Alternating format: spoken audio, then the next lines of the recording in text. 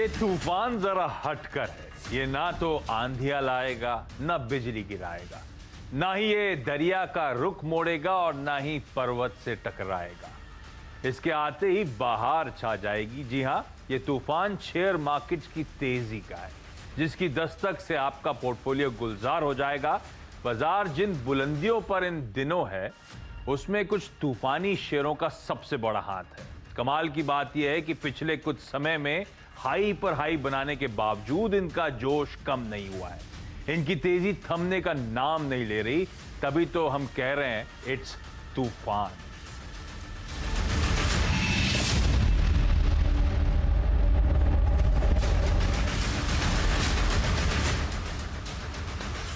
तो दरअसल फरहान अख्तर साहब की तूफान इस वीकेंड फोकस में है।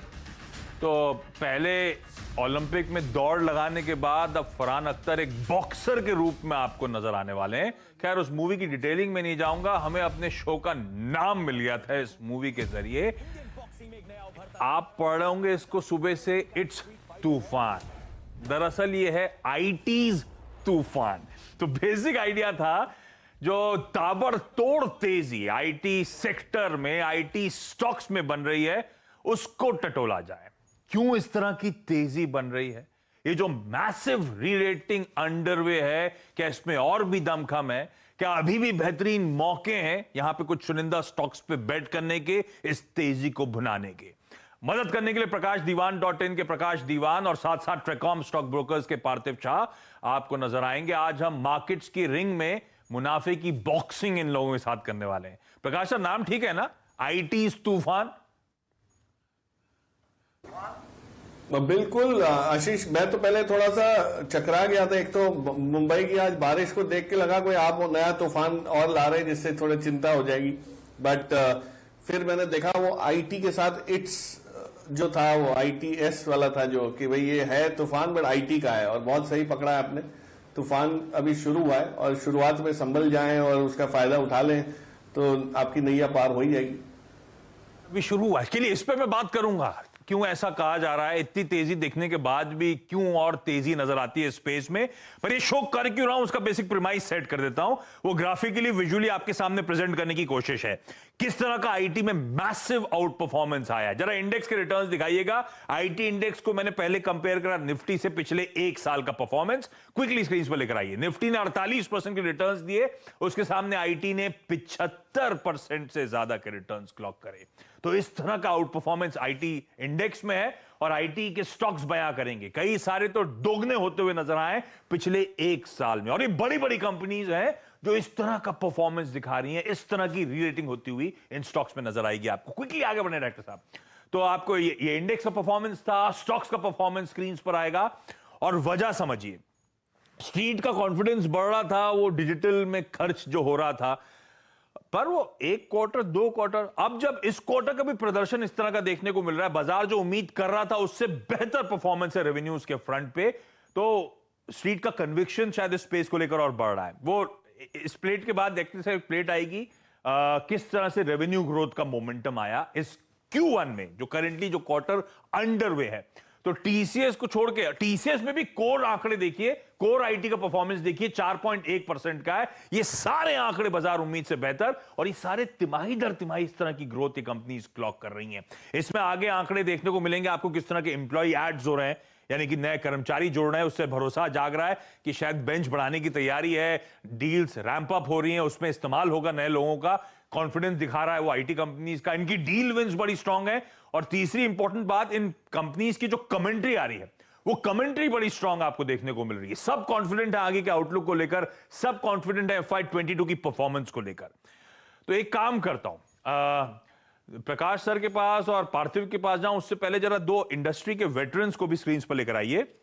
मेरे साथ इस समय अब जुड़ रहे हैं माइंडट्री के सीएफओ विनीत तेरेदेसाई और साथ साथ 5F वर्ल्ड के चेयरमैन गणेश नटराजन। गणेश नटराजन को आप, गणेश सर को बहुत समय से देख रहे थे सीधी सी आवाज पे, जब जेंसार टेक के वीसी और सीईओ थे। कभी भी इंडस्ट्री में कुछ भी होता था, गणेश सर की हम लोग मदद लेते थे। तो पहले मैं जरा विनीत सर के पास जा रहा हूं। विनीत सर, ये क्या हो क्या रहा है इंडस्ट्री में? ऐसा क्या बदला है? ये पैंडेमिक के बाद से जो तूल पकड़ा है, थमने का नाम नहीं ले रहा। तो इस पैंडेमिक में ऐसा क्या बदल गया इंडस्ट्री में? इतना कॉन्फिडेंस कैसे, इस तरह की रेवेन्यू मोमेंटम कैसे, इस तरह की ग्रोथ कहां से आ रही है और क्यों आ रही है? जी देखिए, कैसा हुआ पैंडेमिक में, ये दुनिया में पिछले 100 साल में पहली बार हुआ रहेगा कि सब जगह पूरी दुनिया एक समय पर बंद हो गई। आप बाहर नहीं जा सकते, आप कुछ नहीं कर सकते। अभी लोग 1 महीना 2 महीना रुक गए, मगर ये फिनोमेनन तो चल रहा है, हमें मालूम नहीं ये और कितनी देर चलेगा। तो ऐसे पीरियड में सस्टेनेंस आप बिजनेस कैसे करोगे? तो उसके लिए एक ही सॉल्यूशन है, वो है डिजिटाइजेशन। आप कितना डिजिटल आपका एनवायरनमेंट रखोगे, आप उतना फ्लेक्सिबल रखोगे, जितना अजाइल रखोगे, आपकी पूरा इंफ्रास्ट्रक्चर क्लाउड पे लेके जाओगे। ये सब चीजों को जो लोगों ने शायद 3 या 5 साल के रोड मैप पे रखा था, उसको पूरा उन्होंने एक्सेलरेट कर दिया है। आज पैंडेमिक की वजह से ये सिचुएशन आई है, कल कोई और रीजन हो सकता है। तो लोगों को अभी लोगों का मानना ऐसा है कि हम अगर ऐसी कोई और सिचुएशन दोबारा आई तो हमें तैयार रहना चाहिए। इसलिए डिजिटाइजेशन ये अभी सबके फोरफ्रंट में, आप कौन सी भी इंडस्ट्री ले लो, कौन सी भी कंपनी ले लो, उनके लिए डिजिटाइजेशन ये अभी सबसे बड़ी मात्रा में प्रायोरिटी नंबर 1 है। डिजिटलाइजेशन और बात सही कर रहा हूं आप विनीत सर। वो पैंडेमिक के दौरान लगा था कि ये इंडस्ट्री तूल पकड़ेगी, स्पेस तूल पकड़ेगी, और 1 क्वार्टर 2 क्वार्टर, ये पिछले 1.5 साल से पैंडेमिक की गिरफ्त में है। अब कंपनीज रियलाइज कर रही हैं कि अपने आप को स्ट्रक्चरली बदलने की जरूरत है, और इसीलिए वो शायद deal momentum, deal flows continue होते हुए स्पेस में। लेकिन एक प्लेट और दिखाऊंगा आपको। इस क्वार्टर में क्यू ऑन क्यू नई डील विंस कैसी रही है आईटी स्पेस की, वो प्लेट आपकी स्क्रीन पर। पिछले साल पिछले क्वार्टर में टी से $9.25 बिलियन था, इस बार $8.1 बिलियन। विप्रो का केस में थोड़ा सा डील्स का मोमेंटम क्यू ऑन क्यू कुछ ठंडा पड़ा है। ऐसे में गणेश सर, आप डिस्कशन को सुन रहे होंगे सर। अच्छा, गणेश सर हमारे साथ साक्षात नजर आते हैं, लेकिन एक कॉन्फ्रेंस में गए हुए हैं और वहां पे कनेक्टिविटी के इश्यूज आ रहे हैं, तो साइडली मुझे उनको फोन लाइन में लेना पड़ा है। गणेश सर, ये मोमेंटम तो स्ट्रांग पड़ रहा है आईटी ने, और डिजिटलाइजेशन का बहुत तूल मिला, लेकिन ये क्यू ऑन क्यू मॉडरेशन मतलब क्या कुछ थकावट आने का डर है, या ये मोमेंटम जो पकड़ा है इट्स हियर टू स्टे, कई सालों की स्टोरी बन गई है ये? नहीं, मेरे ख्याल से तो कम से कम अगले 2-3 साल आपको ये मोमेंटम दिखाई देगा, क्योंकि इसकी 3 वजह हैं। एक तो जैसे माइंट्री के सीएफओ ने कहा, तो डिजिटलाइजेशन काफी बढ़ रहा है। दूसरा ये भी बात है कि सब लोग सोच रहे हैं कि किस तरह से रेजिलिएंट बने अपने आईटी को। बहुत पेंटअप डिमांड थी, जो अभी वो डिमांड डील्स के तौर पे आ रहा है। और तीसरा जो उन्होंने देखा कि जो इंडियन कंपनीज की जो रेजिलियंस है, जैसे मैं हिंदुजा ग्लोबल सॉल्यूशंस के बोर्ड पे हूँ, और वो पैंडेमिक के प्रॉब्लम होते ही 2 हफ्ते के अंदर हमारे 40,000 लोग 7 कंट्रीज में they were back to work from home.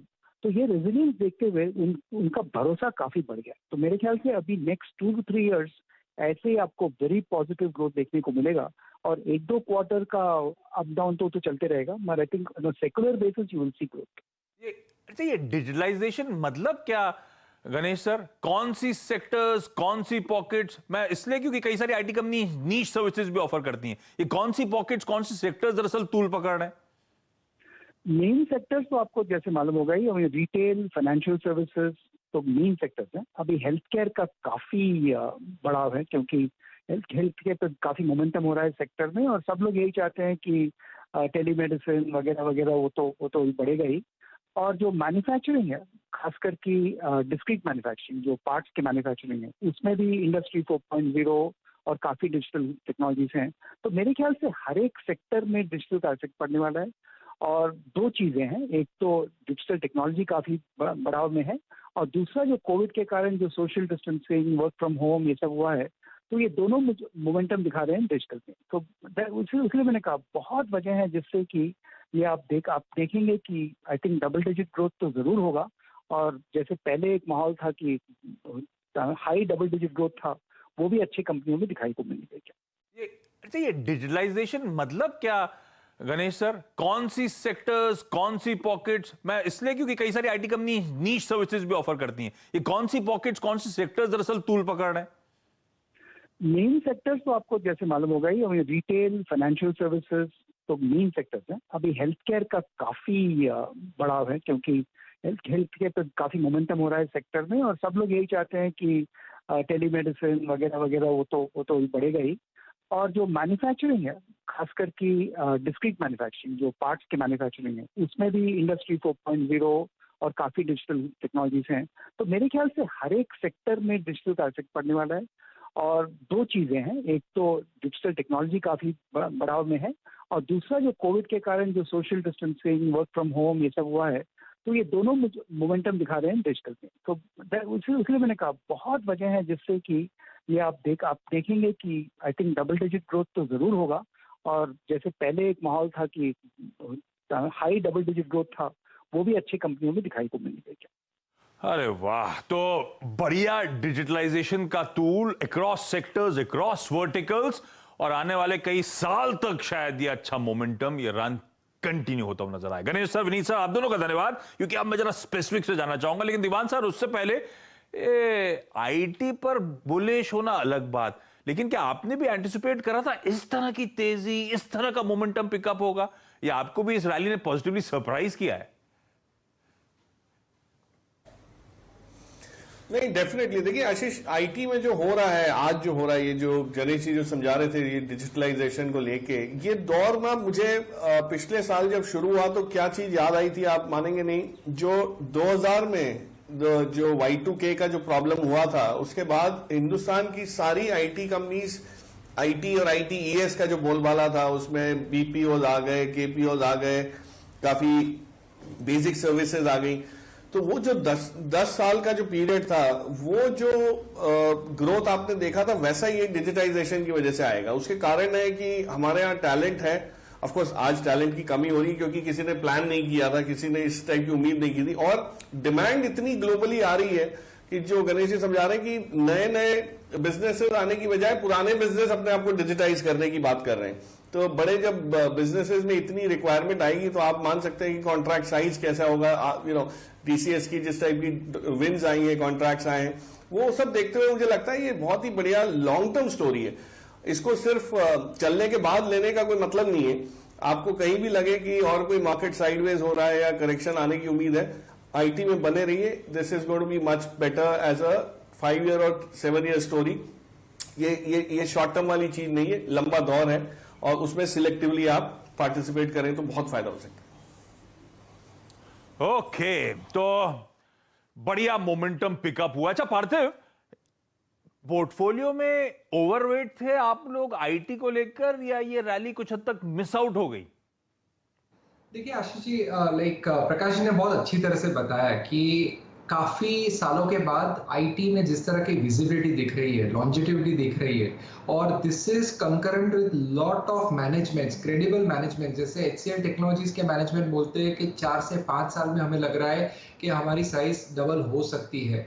TCS हो, इन्फोसिस हो, काफी दिग्गज मिड कैप आईटी कंपनीज भी उनके मैनेजमेंट्स की जिस तरह की कमेंट्री आ रही है, तो डेफिनेटली दिख रहा है कि डिजिटाइजेशन की वजह से। और हम लोग ये ऑलवेज देखते थे कि जो बड़ी कंपनीज थे उन्होंने पहले कैपेक्स चालू किया था in terms of trying to increase automation और डिजिटाइजेशन, और हमेशा हम लोग जब उनके क्वार्टरली नंबर्स आते थे तो देखते थे कि डिजिटल रेवेन्यू 15% हो गया, 20% हो गया।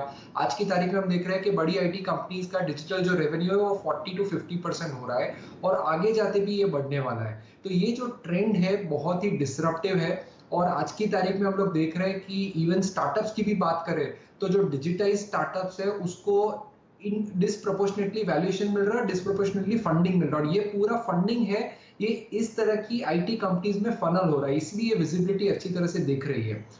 इन टर्म्स ऑफ आईटी का वेटेज पोर्टफोलियो, हमने हमेशा बिलीव किया है कि IT as a sector portfolio के वेट में 15 to 25% हमेशा होना चाहिए। सबसे अच्छी बात यह है कि ये शेयर होल्डर फ्रेंडली सेक्टर है, इसमें कोई बड़ा कैपेक्स नहीं लगता है और बहुत सारा फ्री कैश फ्लो जनरेट होता है। और हमने देखा है हिस्टोरिकली ये आईटी कंपनीज है ना कि ओनली बिजनेस मोमेंटम से उनके आरओईज बढ़ा है, लेकिन बायबैक्स करके काफी डिविडेंड्स भी उन्होंने दिए हैं। तो it's a rewarding, richly rewarding sector. तो मेरा मानना है आगे जाते भी ये फ्री कैश फ्लो के जनरेशन का ट्रेंड चालू रहेगा, इन्वेस्टर्स को रिवॉर्ड भी मिलता रहेगा और शेयर प्राइस का अप्रिसिएशन भी रहेगा। सो कम से कम 15 से 20% का एलोकेशन हर एक पोर्टफोलियो में मेरा मानना है आईटी सेक्टर में होना चाहिए। वो हम लोग प्लेट दिखा रहे थे, कई सारे आईटी स्टॉक्स तो डबल हो गए, कईयों में डबल से ज्यादा तेजी देखने को मिल रही है। तो ये तेजी अभी इज हियर टू स्टे ना। ये वो कई लोग कहते हैं वो स्ट्रक्चरल चेंज सेक्टर्स में आते हैं, ये आईटी में वो स्ट्रक्चरल चेंज वाला मामला है क्या? तो क्या पोर्टफोलियो में मस्ट हैव होना चाहिए आईटी स्टॉक्स इस समय? आशीष, स्ट्रक्चरल चेंज बिल्कुल है। देखिए जो पी मल्टीपल्स हैं, आप वो देखिए, पहले पी मल्टीपल्स एक टाइम था जब बहुत अच्छी उसमें माहौल में भी 20-22 के पी मिलते थे टीसीएस को और इन्फोसिस को, और हम लोग ये सोचने लगते थे कि ये महंगा तो नहीं है। आज 35 के पी पर भी आपको ग्रोथ दिख रहा है। तो जो चेंज आया है वो विजिबिलिटी ऑफ अर्निंग्स की आई है, जो पार्थिव भी जिसका जिक्र कर रहे थे कि, और मैंने पहले आपको बताया 2000 और 2010 के बीच में जो आईटी को ग्रोथ मिला और फिर उसके बाद 10 साल ठंडा पड़ा रहा या साइडवेज हो गया। अब जो 2020 के बाद से जो ग्रोथ दिख रहा है उसकी विजिबिलिटी का कमाल है। तो मेरे हिसाब से पी मल्टीपल तभी मिलता है जब आप आगे चल के देखते हैं कि ग्रोथ आने की उम्मीद है, तो री रेटिंग है। और स्टॉक पोर्टफोलियो में आपको अगर इंडेक्स में इतना हेवी वेट हो गया है आईटी और कंपनीज की वैल्यू 3-3 गुनी 2-2 गुनी हो चुकी है, तो आपके पोर्टफोलियो में कहीं ना कहीं आपको एलोकेशन तो करना ही पड़ेगा। बट जैसे मैंने कहा, थोड़ा सिलेक्टिव रहिए कि आप ओवरपे ना करते। अरे वाह, तो सिलेक्टिव रहना है लेकिन आईटी का तड़का मस्ट हैव है पोर्टफोलियो में। तो इस ब्रेक के बाद आपका स्वागत है हमारी खास पेशकश आईटी तूफान। तो जो ताबड़तोड़ तेजी आईटी सेक्टर में आ रही है उसको समझने की कोशिश है, और फिर जब ताबड़तोड़ तेजी है तो कमाई के मौके टटोलने की कोशिश। और मदद करने के लिए हमारे साथ इस समय आपको आपकी स्क्रीन पे प्रकाश दीवान साहब और पार्थिव चांद नजर आएंगे। और अब सबसे इंपॉर्टेंट, जब सब मान रहे हैं, कंसेंसस इमर्ज हो रहा है कि आईटी का जो परफॉर्मेंस आगे भी कंटिन्यू करेगा, तो कौन से स्टॉक्स में दाव लगाया जाए? दीवान साहब, पहला स्टॉक जिस पे सबसे ज्यादा कन्विक्शन बन रहा हो, अभी भी पोर्टफोलियो में रख लूं मैं? आशीष, मेरा तो कन्विक्शन सबसे बड़े स्टॉक पे ही है। नो डाउट थोड़ी सी मायूसी लोगों को आई क्योंकि उम्मीदें बड़ी थी, तूफानी माहौल है तो उसमें थोड़ी उम्मीद ज्यादा रहती है। बट टीसीएस के जो नंबर्स आए उसमें आपने जो 8 बिलियन की जो डील विंस देखी है, मतलब नए कारोबार की जो वो दिख रही है, इसके अंदर क्षमता बढ़ती हुई, उसका कहीं ना कहीं असर आपको पॉजिटिव असर लंबे समय तक दिखेगा। तो आप इत्मीनान से लेके रख सकते हैं, ये वापस री रेट होगा। और ये जो रीजनल मार्केट्स में खास करके कोविड के सेकेंड वेव को लेके जो चिंताएं थी, थोड़ा सा स्लो डाउन हुआ, टाइम लाइन्स को नहीं कर पाए, लेकिन जो डिवर्सिफाइड पोर्टफोलियो इनके पास है, करेंसी अक्रॉस करेंसी मार्केट्स, ये नहीं कि सिर्फ डॉलर की आय पे डिपेंडेंट है, कई जगह से कारोबार आता है, कंसल्टिंग है, डिजिटाइजेशन 55% है। सो आई थिंक टीसीएस को छोड़ना नहीं चाहिए। ये रीढ़ की हड्डी की तरह है आपके पोर्टफोलियो में। अगर आईटी लेना शुरू करें तो टीसीएस से तो बिल्कुल करें। हाँ, बहुत ज्यादा यहां से आप ये ना सोचे कि डबल हो जाएगा या इस टाइप का होगा जैसे छोटे शेयर्स होते हैं, बट फिर भी 3600 के ऊपर जाने की इसकी पूरी क्षमता रखता है ये, कुछ दिनों में, कुछ महीनों में रादर। और वो आपको यहां से 15% की अपसाइड वाला जो सेफ्टी के साथ लेके रखने वाली चीज है वो बन जाएगी। आपका बढ़िया वाला 36-36 का टारगेट आप लोग की स्क्रीन पर। सेक्टर दिग्गज के साथ रहें, अपने पीयर से थोड़ा सा अंडर परफॉर्म कर रहा है तो होपफुली आगे अच्छा मूव देगा। और सेक्टर दिग्गज अगर सेक्टर पे दाव लगा रहे हैं तो ये तो होना ही चाहिए, और होना चाहिए ये मैं ही नहीं, दीवान साहब ही नहीं, पार्थिव भी मानते हैं। पार्थिव ने भी जब स्टॉक सिलेक्शन भेजा तो सबसे पहले टीसीएस का नाम था। पार्थिव, आपका भी कन्विक्शन सबसे ज्यादा इसी के साथ है क्या? Fully agree with view of Prakash ji कि टीसीएस आगे जाते हैं यहाँ से सेफली 20-25% रिटर्न इन्वेस्टर्स को दे सकते हैं। बढ़िया 20-25% के रिटर्न्स। पता नहीं दीवान साहब तो और पार्थिव ने मेरे ख्याल से ग्राफिक्स टीम से बात कर ली थी, इन लोग का तो फिर भी जेल कर रहे हैं कपड़े स्क्रीन के साथ। एक मैं ही ऑड वन आउट सा दिख रहा हूँ, अजीब सा स्क्रीन पे नीला नीला चमक रहा हूँ, और ये सब उसी कलर में जेल हो रहे हैं। दीवान सर, टीसीएस के बाद अगला स्टॉक कौन सा? आशीष, एक ऐसा स्टॉक चुना है मैंने जो अक्सर चर्चा में नहीं रहता और खास करके इन दिनों में, और उसका नाम है ओएफएसएस। पहले आपको याद हो तो ये कंपनी आईफ्लेक्स के नाम से जानी जाती थी, फिर बाहर की कंपनी ने ओरेकल ने इसको जब लिया और इसका अधिकरण हो गया, उसके बाद इसका हुलिया थोड़ा बदल गया। बट जो बेसिक कारोबार इस कंपनी का है वो फिनटेक के जो प्लेटफॉर्म्स हैं उसमें एनेबलमेंट का, फैसिलिटेशन का काम करते हैं ये। उसमें जो आपको अगर आप फिनटेक प्लेटफॉर्म बना रहे हैं, मतलब ये जो पेटीएम और मोबीक्विक और इस टाइप के जो नाम आपको अब चर्चित हो रहे हैं, उनकी जो बैकबोन है उसके अंदर जो जो चीजें आपको चाहिए होती हैं, जो प्रोडक्ट्स चाहिए होते हैं, वो ये सारी चीजें बनाते हुए काफी सालों से बना रहे हैं। एरिया ऑफ ग्रोथ जो है वो मुझे लगता है बहुत बड़ा है यहाँ पे। और कंपनी देखिए, डिविडेंड यील्ड देखिए कंपनी की, तो आप दंग रह जाएंगे। डिविडेंड इतना अच्छा खासा देती है क्योंकि इन्होंने कैश जो भी जनरेट होती है उसको डिविडेंड के रूप में देना शुरू किया है। और सेकंड चीज ये है कि आज भी वैल्यूएशन कोई बहुत स्ट्रेच्ड है नहीं। जो कंपनी की पेडिग्री है और जो कारोबार है उसको देखते हुए मुझे लगता है इसमें री रेटिंग ऑफकोर्स 3400-3500 से 4000 तक आया है, बट खैर सभी चीजें बड़ी है, तो इसका जिक्र मैंने एक बार 3500 के आसपास भी किया था। लेकिन अभी भी मुझे लगता है यहां से ये आपको बहुत जल्दी एक अच्छी अपसाइड देगा और लॉन्ग टर्म में भी अच्छा कारोबार चलता रहेगा। बट इमीडिएट बेसिस पे एक टैक्टिकल कॉल लेना हो तो OFSS के जरिए लिया जा सकता है। पार्थिव ने एक दिग्गज TCS की बात करी थी और दूसरा दिग्गज भी पसंद आ रहा है, पार्थिव, इन्फोसिस। जी डेफिनेटली, अगर इन्फोसिस में भी हम देखें तो नए मैनेजमेंट मिस्टर सलील पारेख ने एक्स्ट्राऑर्डिनरी काम किया। उन्होंने जो ये कंपनी का जो पोटेंशियल है वो फुल्ली बाहर दर्शाया और आगे जाते भी उनके जिस तरह के क्लाइंट विन्स है, नए डील पाइपलाइंस है और जिस तरह का TCVs है, बहुत अच्छी विजिबिलिटी है और very similar rational to TCS। Infosys भी आगे जाते मेरा मानना है valuation discount as compare to TCS वो अच्छी तरह से कैचअप हो रहा है बिकॉज ग्रोथ ट्रेंड्स काफी इंप्रूव हो रहे हैं। तो आगे जाते मुझे लगता है कि इन्फोसिस भी TCS के मुकाबले अच्छा रिटर्न्स देगा। TCS इन्फोसिस आगे, विप्रो बेचारा इतनी मेहनत कर रहा था, इतने साल तक मशक्कत करी, अब अच्छा परफॉर्म कर रहा है, अभी भी रडार पे नहीं आया दीवान सर, ऐसा क्यों? और अगला पिक कौन सा? नहीं, विप्रो को छोड़ने का कोई और कारण नहीं है, बस यही है कि पिछले जब पैंडेमिक की शुरुआत हुई वहां से अगर अभी देखें तो ऑलमोस्ट डबल हो गया है आशीष। तो थोड़ा सा हुआ है, but no doubt it's a business which is very promising. मेरी जो पिक है, जो कि हम चूंकि पोर्टफोलियो में क्या चीज शामिल आज की तारीख में कर सकते हैं उसका फोकस रहा, तो मैंने एक चुनी है जो ट्रेनिंग और इसमें बहुत है, corporate education and training programmes में, वो है NIIT। मतलब हर एक जना जानता है कि NIIT ने काम क्या किया है और अब जो डीमर्ज होने के बाद इसका फोकस है वो कोर फोकस इसी पे वापस आ गया। इसमें कई इश्यूज रहे हैं in the past in terms of efficiency, corporate side में इतना ग्रोथ नहीं आया था। बट आपने अगर एक्सेंचर के नंबर्स देखे और जो कमेंट्री देखी वो रिसेंटली जब आए थे इनके, तो उसके अर्निंग्स कॉल पे बहुत क्लियर था कि जो कॉर्पोरेट लर्निंग सिस्टम्स हैं, जो उनके सारी जो वर्टिकल, उसकी डिमांड इतनी ज्यादा दिख रही है। क्योंकि अगर आपको टैलेंट शॉर्टेज की बात विप्रो कर रहा है, TCS अट्रिशन की बात कर रहा है, हर एक जगह लगा हुआ है ये बोलने कि हमारे पास लोग नहीं है, तो लोग कहां से आएंगे? लोग ट्रेन होके आएंगे, या आप लोगों को लेंगे तो कांस्टेंट ट्रेनिंग की जरूरत पड़ेगी और वहां पे ये अपना जो स्किल सेट है वो यूज करके अपग्रेडेशन में जो जरूरत पड़ेगी उसमें पूरी तरह से सक्षम हो सकते हैं। तो मुझे लगता है NIIT का एक वापस एक पॉजिटिव दौर शुरू हुआ है काफी समय बाद। पार्थिव के पास भी एक और बढ़िया मिड कैप आइडिया है। पार्थिव, कौन सा है?